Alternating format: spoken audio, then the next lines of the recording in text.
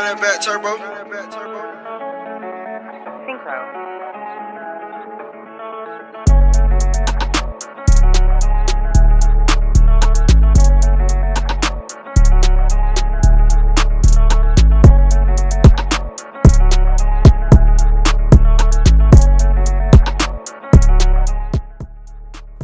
When it comes to goals and accomplishments prior to my final collegiate season, there are a number of things that I can be proud of. As a junior, I received second team all-conference as a running back. I wouldn't say that was my goal, but I would say that I could consider that as an accomplishment. Aside from that, I definitely want to come into my final collegiate season in the best shape of my life. I put in a lot of work throughout that summer prior to my final season, and also stayed up, with my teammates in St. Cloud, working out with those guys. And I really believe and wholeheartedly feel that I was able to put in enough work to come into my final collegiate season in the best shape of my life. It's kind of funny because yesterday I was driving and I get a phone call from my coach, and I kind of told him about this opportunity that I had to have this interview. And I asked him, I was like, Coach, what do you think about me? What does the staff think about me? And this is one of the things I've always kind of wondered, but he told me that, a lot of times the coaches would say, we wish we could have 100 Greg Lewis's on the team, or,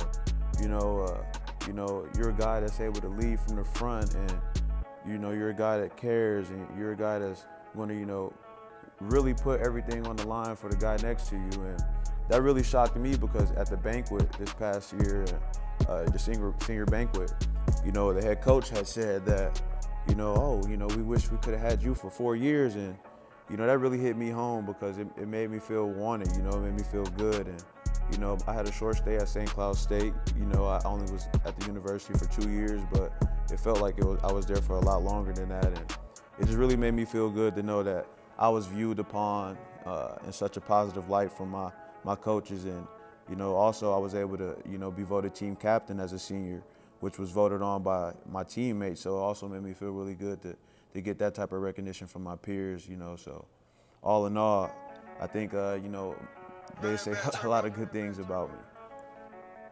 When I'm studying film, I like to study myself and also my opponents.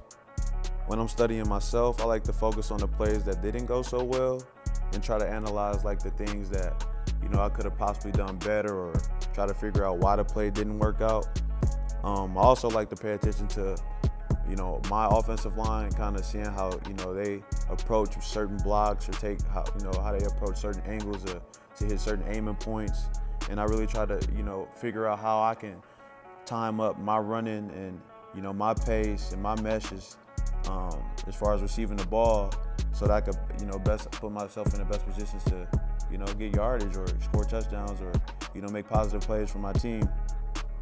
When I'm studying an opponent, I really like to look at, how the linebackers flow, the playing style of the defense, how players, their tendencies, how they move.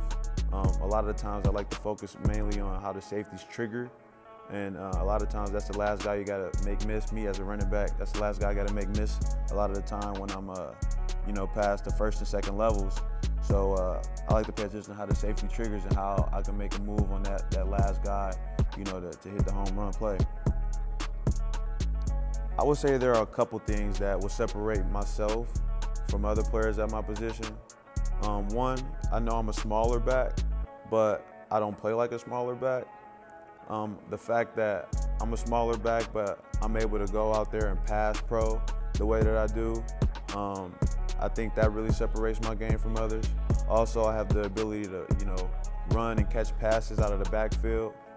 My offense really didn't provide that for me much at St. Cloud State, but, the 2 bowl games that I was able to play in, I was definitely able to utilize some of that skill set of mine.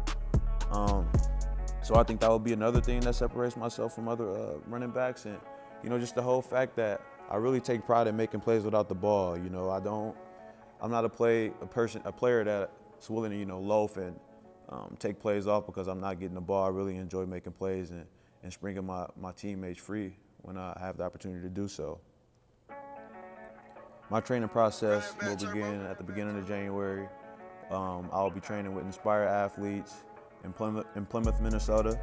That's where it's located.